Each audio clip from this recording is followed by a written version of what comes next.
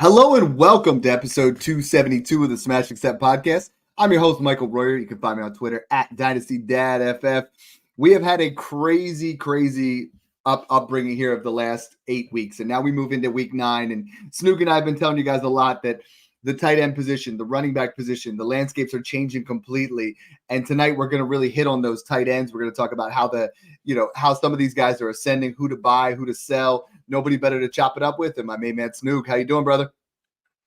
Doing good, Dad. It feels good to be a George Kittle owner. I mean, he is the far and ahead, the best tight end in fantasy football to own right now. Yeah, he is playing like the best tight end in football right now. And I don't see him. I know he's had a plethora of injuries in his career, but I don't see that really changing much for the next year or two. I think he's the guy right alongside him with Brock Bowers and Trey McBride. Those are going to be the guys for the next year or two plus to own for fantasy football, especially Dynasty. Yeah, and I want to really break into that. Thank you so much, guys, that are commenting right now. I mean, we have Protect Your QB says, best in the business. How you doing, boys? My man, we got My Mind is a Weapon. These balls in there. Say, what's up, boys? Got Jordan Campos, middling team. Would you guys rather have Reed late first? And, I mean, we have so many questions. But he's saying right off the bat, would you take Reed in a late first plus a second for Nico Collins? Snook, we got Nico Collins coming back in week 10. Tier 1 asset. Give me Nico. Give me Nico. He's a tier 1 asset. It's Halloween. Good. Too dependent on the touchdowns, though. We got some tricks. We got some treats. Let's talk about these tight ends. So you're right. I mean, over the last 5 weeks, George Kittle is the tight end 1. He's been putting up 19.5 points per game, not just in tight end premium, in standard. In standard PPR, he's putting up 19.5 points per game. That is absolutely elite. 6 receptions over 20 yards. That's number 1. 5 touchdowns. That's number 1. 387 yards. That's number 1. It's like George Kittle is him. Brandon Ayuk is not in. Snoog, right now, I mean, you and I were saying in the offseason, hey, let's pay a late first. Some people are saying let's pay a 26 first. At this point, I have moved him up, way up in my rankings. I know you've been up there since day one, but I think we're at a spot right now where I'm comfortable paying, if it's tight end premium, I'm comfortable paying the 109. I'm comfortable paying a late first. Absolutely. Plus a Dallas Goedert type, a guy that I think is just going to be just there providing points. Like Hunter Henry in the first, let's move up to Kittle. Because Brandon Ayuk is out. He's going to be done for the rest of the year. Debo's hit or miss with his injuries. And there isn't really much else on this offense before Christian McCaffrey comes out. I think George Kittle is a smash buy. He has been all offseason. And right now, I have him as my tight end. I've moved him up to my tight end 5. I know you have him as high up as tight end 3 right now. Yeah, he's my tight end 3 in Dynasty. Yeah. And a lot of people are going to think that's crazy. I mean, we both agree right now. Brock Bowers is the clear-cut Dynasty tight end 1. I think he is seeing a little bit more of a struggle with Devontae Adams gone, to try to get open and try to do things there. I think he's going to fight through that. But you look at him right now, he's on pace to break the receptions record for tight ends, for rookie, not just rookies, but tight ends in general. He is over the last 5 weeks, 34 receptions. That's number 1, 338 yards, the 1 touchdown. I mean, if he had 3 or 4 touchdowns, we're talking about lights out. This is where you're getting a guy that's 21 years old putting up this kind of numbers, Snook. This is insane. Like, this is to a point where there are only a handful of wide receivers I would rather have than Brock Bowers. I can only think of, outside of Jahmyr Gibbs and Bijan Robinson, I think I want Brock Bowers as like over every single running back because we get so much production. I mean, this is just a remarkable time. If you invested in Brock Bowers, like we said, and you and I were getting him 106, 107, 108 in so many places, he is shot up to the equivalent of the 101, 102 next year at this point. Yeah, and correction, he's not only pacing to lead the tight ends in receptions, and he's pacing to lead the single season rookie receiving record in general. Like you said, that is incredible. Like, that is better than Jamar Chase, better than Puka Nacua, better than Justin Jefferson. And we knew the type of years those guys had. The best thing about Brock Bowers is he doesn't even have a good quarterback right now. No. He's really playing with bottom of the barrel, check down, veteran QB merchants that Brock Bowers is literally just open on every play. He can win on the outside. He can win in the slot. He can win downfield. He can win after the catch. We knew all these things as these traits coming out I was super, super high on him. I really, to be honest, didn't love the Raiders situation. It didn't stop me from drafting him. I actually got him in my $200 league in a 0.75. I have him and George Kittle. I start them both every week. Yeah. My team literally absolutely dominating in the league. Playing a little both of them. Bully tight end right now is sexy and the way to go. And what's exciting about the rookies is we have Bowers, who doesn't have a quarterback. We have Malik Neighbors, who doesn't have a quarterback. We have Bo Nix and Drake May performing, and they don't have receivers. I mean, this class is really special. It's really exciting. I see my man Lobo just put Brock Bowers and Trey McBride, absolute studs at the tight end position. Trey McBride is still my tight end too, based a lot of what he put up last year. Because right now, over the last 5, I mean, he's on pace in that same area as Brock with 28 receptions, 324, 3 touchdowns. He's still, to me, the clear-cut dynasty tight end too. Sam Laporta has fallen off to a point where I have him outside my top 2. I made a trade today, Snoog, and I really want to preface this. If you're contending right now, okay, not every player wants Sam Laporta. But I made a trade today in a league where he's a good rebuild buy, but in a contending buy, what I traded today was I traded Sam Laporta, where I have Bowers, I have McBride, and I have Ingram. So I traded Laporta for Mike Evans and a 25 first. Not everybody wants Laporta. You know what everybody wants? A 25 first. So now I got Mike Evans, who, man, what we've seen from Cade Otton, who we're going to talk about in a little bit, and what we've seen from these other pass catchers for the Buccaneers, Mike Evans is going to go absolutely ham after this Chris Godwin injury. Like, Mike Evans is someone who I am going out and actively making offers for in every single league because he's not coming back till week 11. When he comes back, he's going to be a clear-cut wide receiver 1. I'm going all in for him. And if you can make these kind of moves, Snoog, where you're like, you know what? I don't need Sam Laporta if I have those other wide receivers. And I do that a lot with my positions where right now, if I have Bijan, Gibbs, James Cook, Kenneth Walker, I'm like, you know what? I don't really need this running back. I'm going to trade this running back for a first because when we get into the crunch of it, I'm going to be able to trade that first, but I might not be able to trade a running back like, who's the guy that we're looking at? I mean, under the James Cook era, someone that's more towards that, RB 8-9 area. I say maybe, hold on a second. This is Josh Jacobs. So maybe you don't want Josh Jacobs, but you know what everybody wants? They want that first. So if you can trade Josh Jacobs for a first plus, a guy that's going to give you production, that's the way to do it this time of year because you insulate and you're safe. Yeah, exactly. I love that you said that too, because the way I'm looking at that, I'm like, okay, I'm flipping Laporta. I'm a contender. I'm getting Mike Evans in a first. If I need another tight end, I'm going right to the George Kittle owner before I even do the trade, trying to set that up. If that doesn't work, I'm going to the Evan Ingram owner, and I'm saying, look, I'll move this first for Evan Ingram, a second, and a running back. Dude, like I went to the an Evan Ingram and an Aaron Jones or something like that. I went to the Cade Otton guy. Yeah. I went to the Otton owner and I said, hey, I got this first, Otton in a second. Let's flip it. So then all of a sudden it's like Evans, Otton in a second for Sam Laporta. And you keep cascading and you keep turning that into something more. And it's like an absolute smash. Cade Otton is like actually good. Like, he was good last year. You can tell when a tight end's going to like bloom. And he was a guy that was actually good at a young age. Like, he was always good and flashing. It was always okay, Otton's a good flyer. Otton's a good young tight end to own and stash. I have him in a couple leagues, and it's amazing because I have Kittle in like every single league. So it's like Kittle's on a bye. I'm plugging in an Otton versus a Noah Fant, or I'm plugging in Otton versus a Will Dissly. Like, that's the type of backup that you want, and a guy that when Kittle's done. Yeah, when Kittle's done, then Otton slides right in as a top 5 to 10 dynasty tight end. So.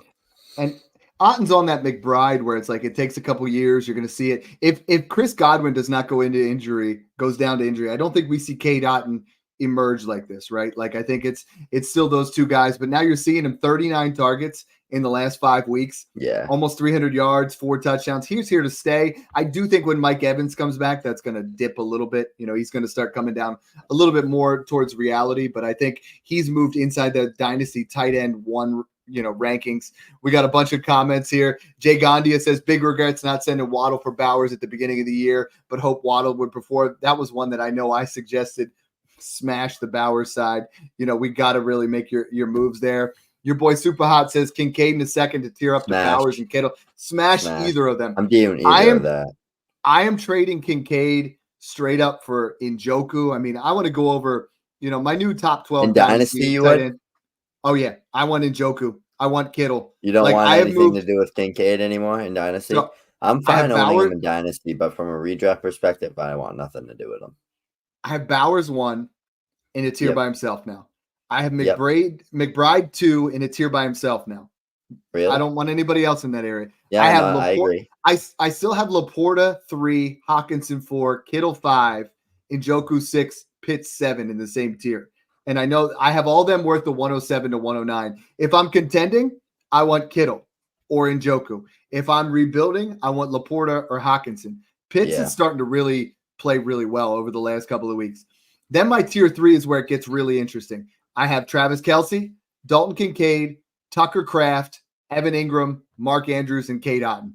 Like, these guys are the guys that I think they're worth a late first. I wouldn't necessarily pay it. Snoog, you and I talk about that a lot. There's a huge difference between playing Jake Ferguson in a second for a guy versus paying that first. I hear a lot of people were arguing with me on Twitter saying, hey, Tucker Kraft's worth a first. They're saying, hey, Cade Otton's worth a first. Josh Downs is worth a first. Those are the guys, Snoog, that I don't like paying a first. I'm going to be honest. Like, it just doesn't feel good. Give me a second plus. That's why, I mean, if I can give up Laporta and get Otton in a first, I'm going to do it. But I don't want to pay a straight up first for Cade Otton. David Njoku is about the last guy that I would even consider, just because the way Jameis has played over the 2 weeks that he has been the starter. David Njoku's got 31% target share. He's been a top 2 tight end. He's just looks like an absolute beast and almost like the unicorn that we wanted Kyle Pitts to be. Yeah, the tight end position's honestly like very ambiguous right now to me. I'm so happy I just went all in on George Kittle. It was such a risk, but because, he's had the injuries in the past, but he's one of those guys that I always thought was like right there with like the Kelce's and the Andrew, and better than Andrews. I always thought he was like right under Kelce, and he was always that guy. And if you look at, because of like missing games here and there, and just if you look at that, but if you look at his points per game since 2018, which is like 6 or 7 years ago, whatever the math is, I'm not doing it. He has been top 5 tight end every single year. He's been tight end 1. He's been tight end 2. He's been tight end 3. He's been tight end 5. Like, that's the type of ceiling I'm chasing. And it's always like that for tight end. I chase that ceiling, chase that guy that can break out big time. And to me, I always knew, okay, fully healthy 49ers offense, regardless, George Kittle's a top 5 tight end. If Debo, an injury-prone guy, if CMC, an injury-prone guy, if one of these guys gets injured, the ceiling only goes up. This year, luckily, there's been too many injuries, which stinks because like Ayuk, the ACL with Ayuk, Debo's been banged up. CMC hasn't been playing. Brock Purdy, tight end's always been a position that the quarterback really needs to want to hit his tight end. Like, it has to be part of his skill set and part of the scheme. And that's just George Kittle and the 49ers. It's that tight end. He is a staple piece. He's the captain of the offense. Amazing value. And I went all in on him. And I don't really have to there's maybe like 5 leagues where I don't have a George Kittle or at least Brock Bowers or McBride. It's probably sprinkled between like an Evan Ingram, a little bit. It's honestly probably like three leagues. I have like Evan Ingram, David Njoku in one, and then I think it's Jake Ferguson in another one. And then the rest of them, I have like 3 McBride, a couple Bowers, and then I have all George Kittle. And that's honestly how I like to do the tight end position. I just pick a guy and go all in on him. It was Kelce for a while in a lot of my dynasty leagues when I was only in like 5 to 6 dynasty leagues. Now I'm in 20 plus. So you got to find a cheaper guy that you can own everywhere and have him break out. And it just happened to be George Kittle. And I'm sitting back, relaxing and drinking coffee, looking at it. My most owned dynasty tight end right now, it's Bowers and McBride. I got McBride cheap over the last several years, and I was getting Bowers in all my rookie drafts from 106 to 108.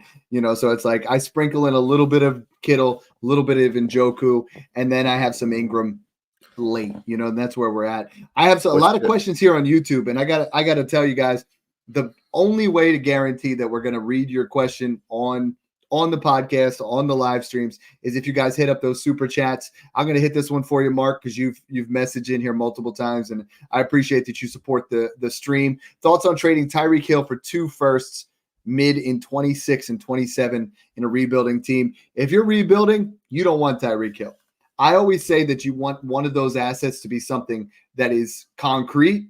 But if I can get any 2 firsts for Tyreek Hill, Snoog, I'm going to smash those. Like I think right now I have Tyreek Hill worth the 106, 107, and that's probably bullish. That's with Tua coming back. If you're rebuilding, I would much rather see this be, say, Josh Downs and 2 firsts, or Cedric Tillman in 2 firsts, or a mid to early first plus somebody else. But two firsts for Tyreek Hill at this point. I don't care if they're mid to late. I'm going to smash it no matter what.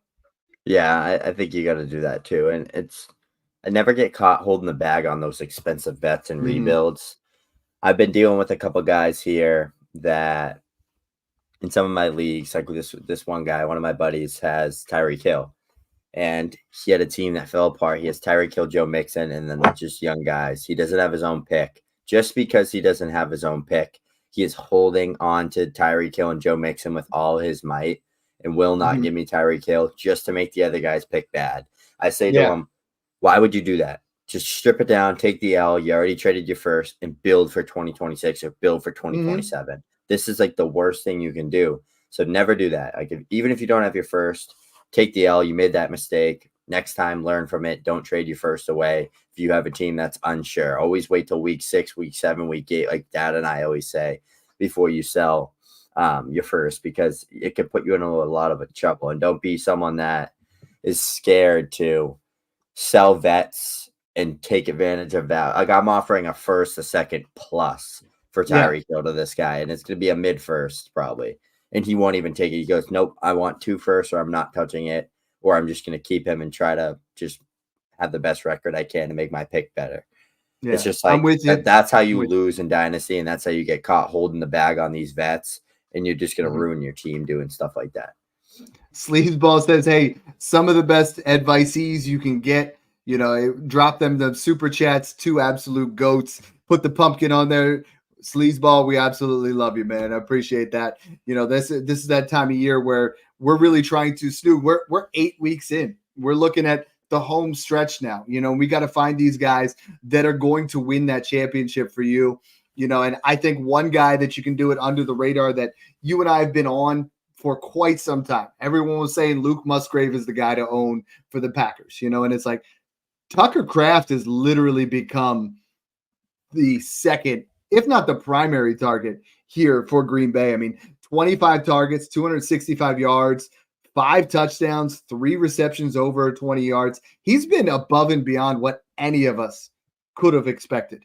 He has been unbelievable. Right now, he's in that area of no man's land. I think he's worth a first, so I would not pay a first. I would love to tear down from Sam Laporta. Heck, I would even tear down from Trey McBride because he's been playing that well. He has been playing lights out. He's super young, super talented, a lot like Otton, where he's given the opportunity. We saw Watson go down to injury. We saw Dubs have injuries. We saw Reed have injuries. Next thing you know, Otton blows up. Next thing you know, Tucker Kraft blows up. And these guys are super talented tight ends. Out of those 2, who do you prefer? And what kind of value, do you see investing in these guys? Because I think they're prime tear downs. If you have Brock Bowers, you don't tear down for nothing. I'm sorry. He doesn't leave your team. He should not get traded. Never. Trey McBride, if you give me a mid first and Tucker Kraft, I'm going to do it. Sam Laporta, if you give me a first and Kraft, I'm going to do it. TJ Hawkinson, Laporta, I'm going to do it. Laporta's not on. Laporta was never on McBride's level as a talent. He just had such a good situation. Yeah. Well, and J-Mo was out, so he did it. I don't think, right? Yeah. Now that we see it, I don't think Laporta was ever as good as everyone thought. I think he's good. I think he's a great young tight end. I think he's in a good situation long term. I just don't think he was ever actually as good as everyone thought he was, whereas he just had a really, really good rookie year that touchdowns fell his way. He had 10 touchdowns. It's just not going to be viable for him. J-Mo comes in, and now Laporta takes a back seat. And then we talk about the opposite. Godwin goes down and Otton steps up. And Reed and other guys get injured in Green Bay. and Kraft steps up. So, I mean, I'm in on these guys. What really worries me in the tight end position is Dalton Kincaid. He should be absolutely eating right now. You and I were very high on him. I like him as a talent, but you see, Shakir is literally doing what we wanted Kincaid to do. Keon Coleman is tearing it up on the outside. Sleazeball, I know you're watching. It's Keon Coleman season, not Curtis Samuel. But, the rest of these guys, and now Amari Cooper is going to start to get in there.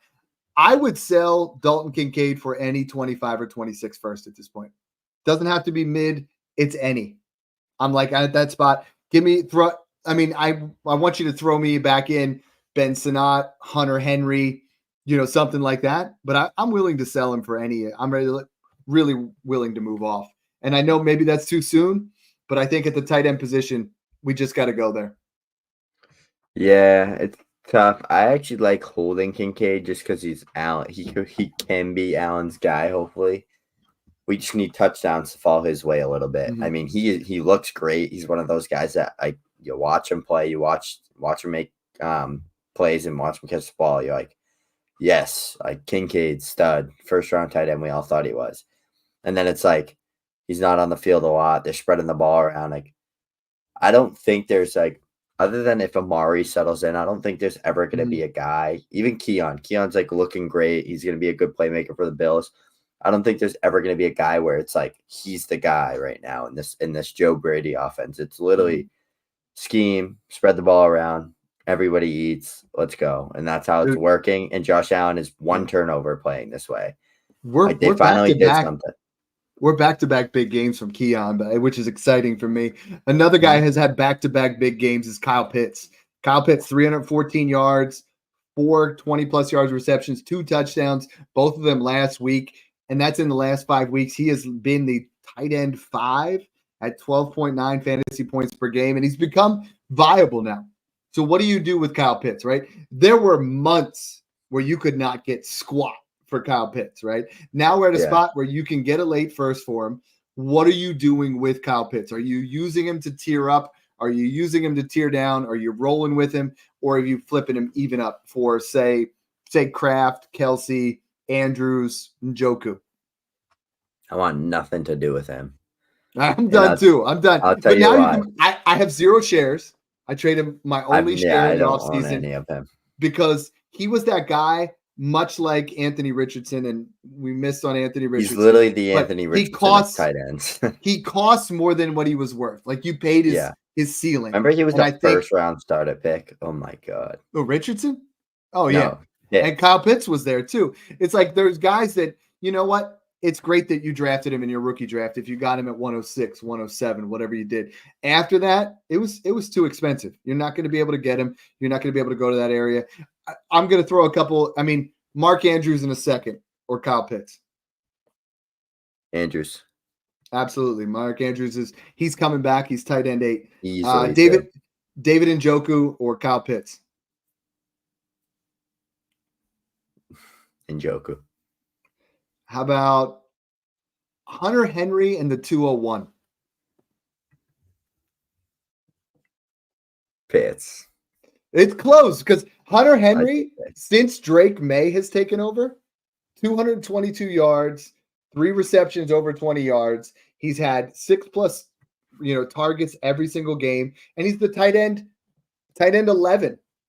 So I think he has a viable option. What we talk about a lot is guys that at the tight end position, Bowers has a huge ceiling. Otton has a ceiling. Kittle has a ceiling. Kraft has a ceiling. Pitts, there's no floor guys. And I think Hunter Henry's that. I think Hunter Henry and Zach Ertz give you a floor that is crazy cheap. You can buy Hunter Henry for a pair of thirds. You can buy him for, if you have to, which I did the other day on a team that it was just decimated. I gave up a late second for Hunter Henry in a third. I don't advocate doing that. It was just no one would sell me a tight end. It's in Guru's league, which is they all look at tight ends as if that's the number 1 position in football. Shout out to Guru. Awesome guy, David Gattiari. But, I think Hunter Henry's become viable there. How about Kincaid and a second or Pitts in a third? Kincaid.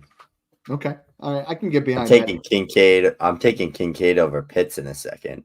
Easy. All right. So the Excalibur just said, hey, you guys, speaking of Anthony Richardson, what are you selling or holding for? If you're selling, what are you be selling for? Let's be honest. Joe Flacco's the starter now.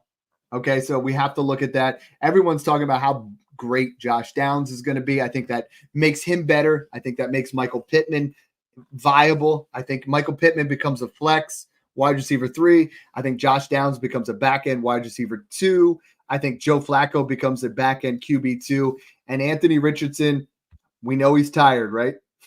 But I had a guy come up to me today. He said, hey, guy offered me Anthony Richardson for his late 26 and 27 for 26 and 27 seconds. I'd pay seconds. I'd pay seconds for him. Yeah. Right. I'd pay a late first and 26, or I'd pay 2 seconds. I'd pay a late first still. I know that might be a little bit bullish because we're going to see him again. Now, the difference between what everybody's talking about with Josh Downs versus some of these other wide receivers, Joe Flacco is going to be this year only. So Downs gets a bump in value. I think Adonai Mitchell gets a bump. I think all these guys get a little bit of a bump. And even Jonathan Taylor gets a bump because he's going to see more quality targets. He's going to see more red zone opportunities.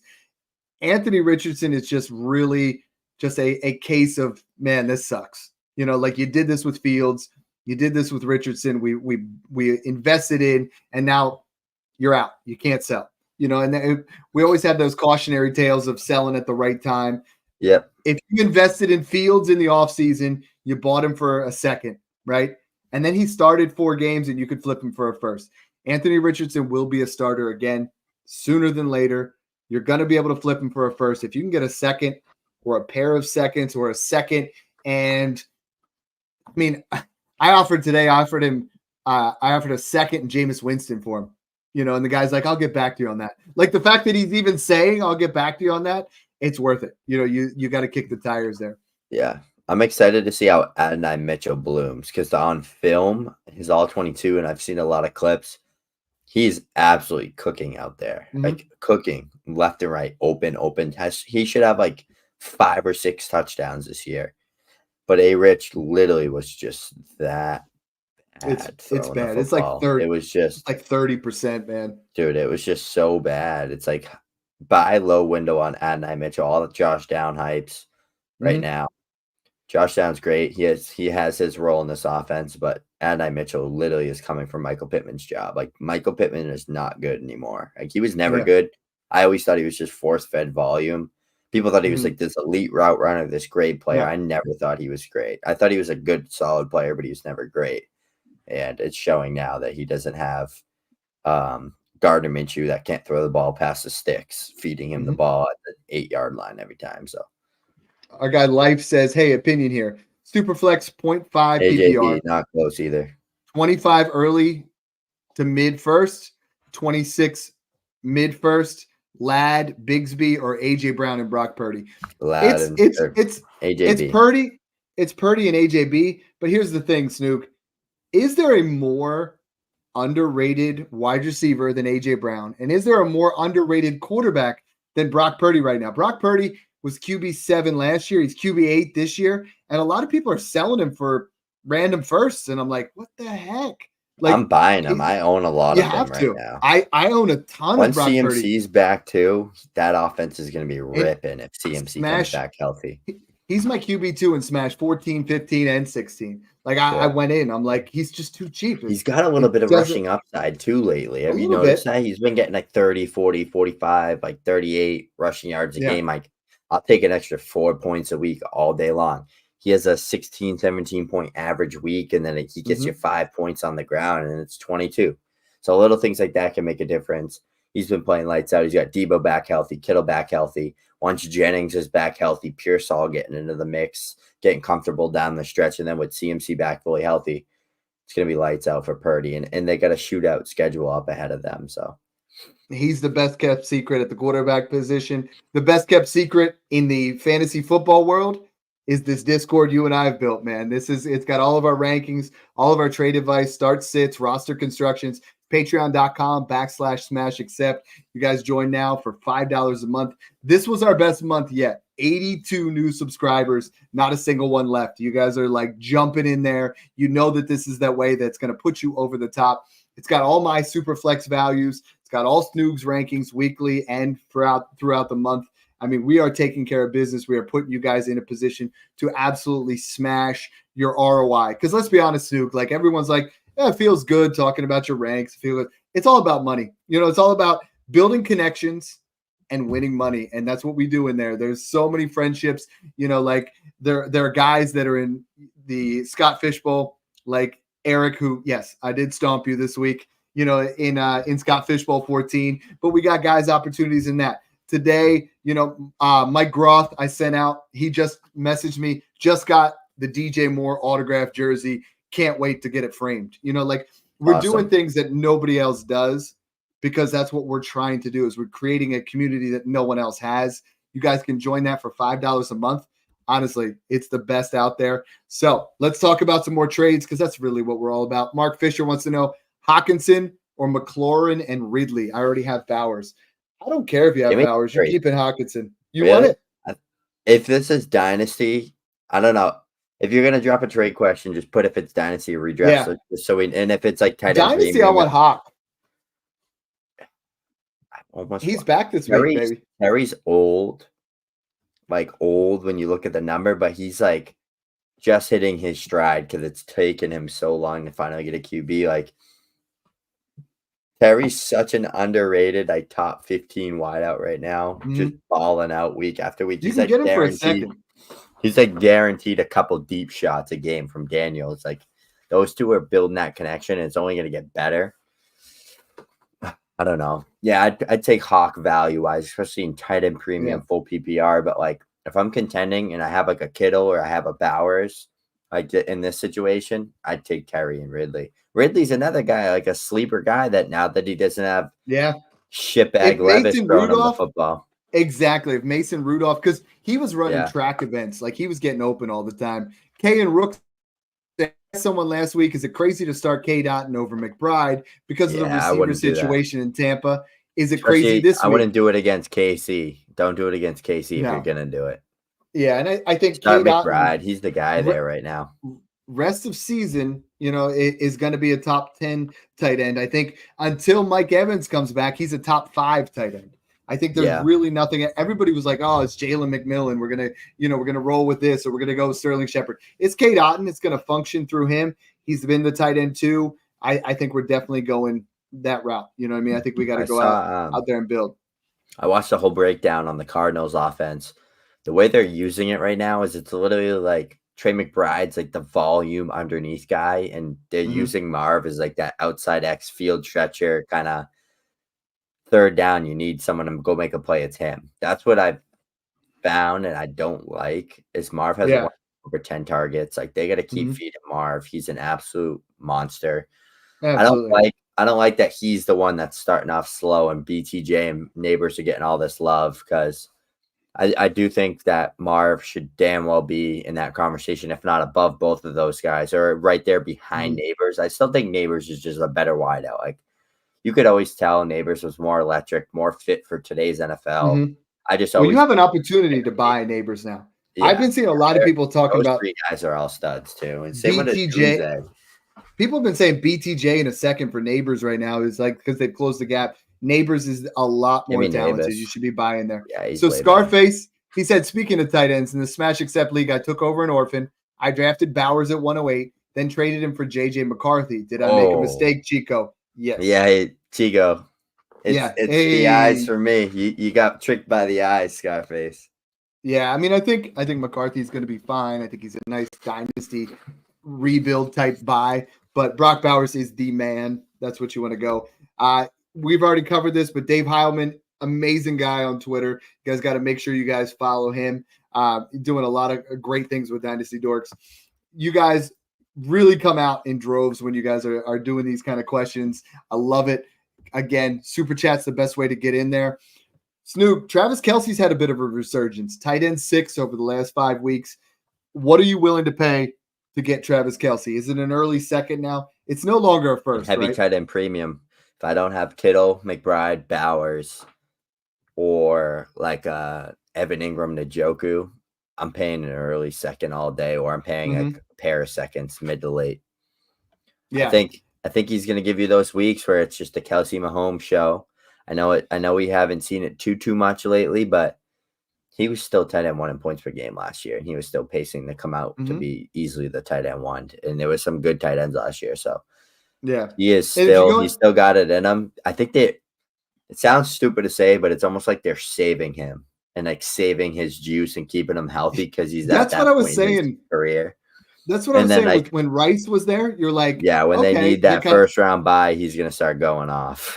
You know who's going to go? I think Nuke looked. I was watching he looked the tape. Great, he dude. was open. I've been saying he's still good. Like I always thought he was still a stud. I'm paying a second for Nuke right now. I think he's a first ballot Hall of Famer. 208 to 212. He was open nonstop. His routes look crisp. I watched him at Tennessee, especially when I was at the game, and it's like, okay, he was winning because they were like throwing him contested catches. He looked sharp. He was getting open. Like I would definitely make an offer for Nuke. I wouldn't be shocked if he just gives like a ridiculous stretch of games where it's like, whoa. Yeah. Because like he's always just been that guy that he's like, he's gonna be Mahomes' safety blanket and he catches everything. Like even if he's not open, he's catching the ball. Like he's incredible with that. So tight end 1 for the season right now, we're looking at Bowers is number 1. I'm sorry, Kittle's number 1 at 18 points per game.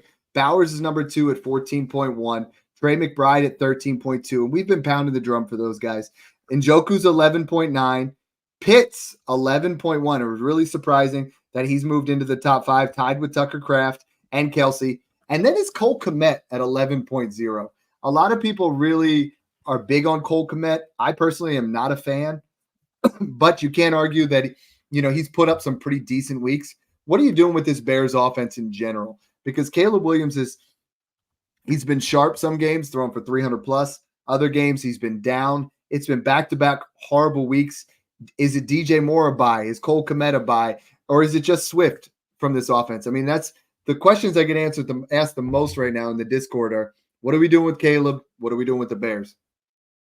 Yeah, Rome Odunze is a buy. I think Caleb's a buy to an extent, depending on what you can get him for. Shane Waldron, to answer your question, super hot, is terrible. Trash. I don't like how he runs offenses. I hated how he used the Seattle wide receiver trio, and he's doing the same thing with this wide receiver trio. DJ Moore's been underwhelming. The correct answer is, since we haven't really seen it from Rome Odunze yet, you have a better odds of getting people to panic and sell low and just get him off my team. I don't want him now. I'm nervous he's going to bust. You see BTJ, you see Neighbors, you see Marv, even Worthy and some of these other guys. Like Worthy has like 6 touchdowns already.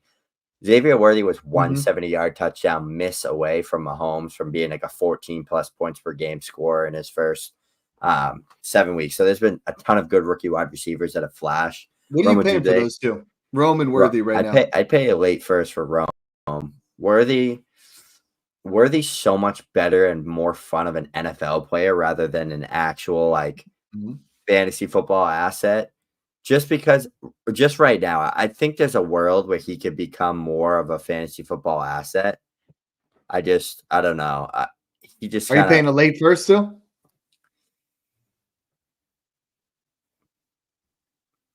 The answer is no. You're paying an early second. Rome Odunze, I'd pay the 108. I think if I had to redraft, Neighbors, Marv, BTJ, Rome, Ladd, Worthy. Okay. Same top 6 I had pre-draft, but you're just flipping BTJ with Rome and you're flipping Ladd with Worthy. So if you had to redo it again, I mean, I almost put Neighbors and Bowers too. I would put Keon over Worthy for sure. I think you got to. It's just I don't know though. Worthy's been like the tape. He looks good. He's been good. Like he's scoring a ton of touchdowns. The Chiefs are weird. Like we should have known this going into it, how weird they are with rookies, especially. Like it's such a everybody eats offense. It's not like if he went to the Lions or the Packers or one of these teams that it's like you're getting endless deep balls and opportunities to make big plays. It's like, yeah, fire him up. But he's not getting that, even though he's out there and he's getting open. Mahomes can't hit anything deep right now. Like we've seen it. So I don't know. It's just weird. I just got to trade live. I want to know what you think. I want to know what everybody in here thinks. Would you trade CJ Stroud in like the 202 to 204 for Jalen Hurts? I'm the number 1 seed. I got Goff and Stroud. I have an unreal team, and like honestly, this second really doesn't do anything for me. And I have AJB, so I'd have the stack. I'm all in on tell me you would do it. I'm all in on Jalen Hurts. You know I am, especially if it's 4-point, because then you get the rushing touchdowns. It's 6 so much more. But I'm still doing it. I don't care. I think I would do it. I've been Jalen since day one. I gotta have him. We're talking about tight ends, and you and I have talked so much about the running backs, getting Kamara, getting Henry, getting Mixon. You miss out on Kelsey and Kittle. Who are those other tight ends? Like I look at it right now. I think Evan Ingram, with the injury of Christian Kirk, who's now out for the year, I think Evan Ingram is going to put up massive volume. I think he's going to end up being a top 5 tight end for the rest of the way. And Mark Andrews has really started to put it together. I think both of these guys are clearly worth an early second, but I think you can get them cheaper. Is there anybody that's really sticking out to you? I mean, I'm buying Njoku where I can. I'm buying Ingram. Those are the 2 main guys that I'm trying to make an opportunity out there. Mark Andrews, I think, is taking a little bit of a hit since the Deontay Johnson news, but I still think he'll be a red zone guy. But those 3 guys are it for me. What tight ends are you buying outside of, Kelsey Kittle? Who's another guy that's like, you know what? I need this guy to help me win. Because it's an ugly position after you get after Evan the Ingram. Top. Yeah. It's got to be Evan Ingram right now because you got Christian Kirk out. We saw what he did last year. Tight end 2, 100 receptions. Without Christian Kirk there, it's going to be more slot snaps. T-Law loves Evan Ingram, dude. It's going to be the BTJ Evan Ingram show. They finally have a receiver that can stretch the field in BTJ and actually make plays downfield, score touchdowns. I think Evan Ingram's like guaranteed, especially in like a tight end premium league versus just a regular PPR when you're relying on touchdowns.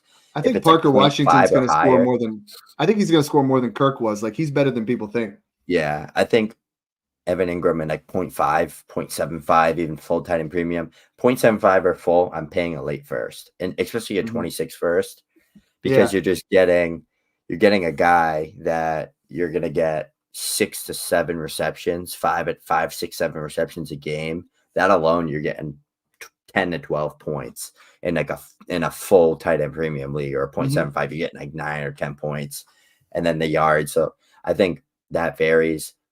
Some sleeper tight ends. Hunter Henry is a sleeper tight end I'm buying everywhere just to stash as like a backup. Taysom Hill's another good one that like with Kamara's playing with like broken ribs and a broken hand right now. I didn't even know this. It makes sense because if you look at Kamara's first few weeks, he's like 80, 90% of snaps. Past few, he's been like 50, like low 50s. Expect that to ramp up with Carr. Yeah, I expect that to come up with Carr. But yeah, the broken hand makes sense. He's been dropping passes. I think Taysom Hill's a guy, if Kamara has this injury all year and is battling through it, they don't want to give him as many goal line opportunities. Taysom Hill could be a guy that sneaks in a couple, maybe throws a touchdown or 2 in a game. Like, these are just players, like when you play like one of these flex type dart throw tight ends like Hunter Henry, Taysom Hills, you're looking for touchdowns. And those are 2 guys that can give you touchdowns or big weeks. He's arguably Drake May's number 1 target. And then Will Dissly's a sleeper, deep dart throw. That's been pretty good with Justin Herbert, and the Chargers have been passing a lot more. But just some guys I'm throwing out there. Yeah, for me, if I'm really taking some deep shots, like if I'm saying I got to trade a third for a guy that's going to be my tight end of the rest of the year, I'm looking at Tyler Conklin and Dalton Schultz. It's gross, but they're gonna give you some weeks where you're gonna catch. Both of them right now, they're tight end 11. They're tied right there in that 11-12 range. Both of them 38 targets, 23, 26 receptions. They have TD upside with good quarterbacks with Aaron Rodgers and CJ Stroud. I think Dalton Schultz gets a bump up because the Stephon Diggs injury. Right now Tank Dell's going to get a bump. I think Nico Collins is about to absolutely blow the top off. Nico Collins is a league winner. Go trade for Nico Collins right now if you can, especially in redraft, because a lot of people are like, oh, man, if I lose this week, I'm out of playoffs. Go after that guy that has Nico Collins. But I think those give you some opportunities. Kyle Wynn just asked, what about Tyrone Tracy? Thoughts and values? This is another guy that has league-winning upside.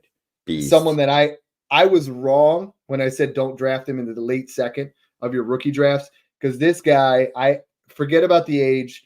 This guy has gone out there and put up, every time he touches the ball 20 times, he gets 130, 140 yards plus a touchdown. Devin Singletary's toast. Kyle, Tyrone Tracy right now, I think, is a smash. I would pay up to a mid-second because I think the condition of the Giants offense, if he plays as well as he is, he's a starter next year too. So I think you're buying him cheap. Absolutely. Do you think Tyrone Tracy, because I've been getting a lot of questions in the Discord, should I sell him for this? Should I sell him for that? I've been seeing way too many people saying, like, should I sell Tyrone Tracy and Chase Brown for a first, or Tyrone Tracy and Nick Chubb for a first, or Tyrone Tracy and a guy that's worth maybe a late second at best for a first? I think you almost want to entertain selling Tyrone Tracy in certain for leagues. The first. Yeah. And if markets aren't caught up yet and you can get him for like a mid to late second, I'm willing to pay that, because this is an offense with a great offensive-minded head coach in Dabble, a nasty receiver. They're building something here. As soon as they get rid of Daniel Jones and they get like a Shedeur Sanders or one of these guys coming out of the 25 class, or maybe it's and it's Arch Manning in 2026 or something like that. These are the type of things you're looking for, where it's like, okay, now they actually have a quarterback. Now what can they do? Like, or if they get a guy like a not going to be a Geno, but one of those like veteran producer guy, Russ Wilson, Baker Mayfield types out of free agency, the offense can be a lot better. So he's a guy that you could buy into low, and he was a receiver in college. So he's a guy that has that pass catching profile background, which you're always looking for. Dude's going to be 25. That's crazy. Yeah, that's crazy as a rookie. You know, Snoog, you were talking about the Discord. I just opened it up. You know, I started this podcast. Since we've started the podcast, I have 66 DMs. We're going to just try to barrel through those things tonight. Make sure we give you guys the best answers. But a lot of guys are, Snoog, they'll come in there and they'll say, hey, Dad, here's my roster for this week. Can you check my starters? Other guys will be like, yo, I'm thinking about starting X, Y, and Z. Who's the guy? Or other people will say, hey, I have this trade and this trade. Which one would you take? We literally look at these rosters as if they're our own. You know, right now, Snook and I are in a combined almost 50 leagues. We're in first and second in about, 40 of them? Like it's right now I'm at about 80%. Yeah. And I think that's really what we're trying to do, is show you the principles that we're doing with insulated trades, with tearing down off of players, all these different things that Snoog and I do all the time. We're trying to teach to you guys. And in the Discord, we're teaching it even more. We're trying to say, there's that whole adage of teach a man to fish, et cetera, et cetera. We're just teaching you how to smash, baby. Get those smash trades down. Luckily, that's not the wrong podcast. People be like, yo, Dad, that's a little, you hit the pause button on that one. But we are teaching you guys how to smash trades, how to win your leagues.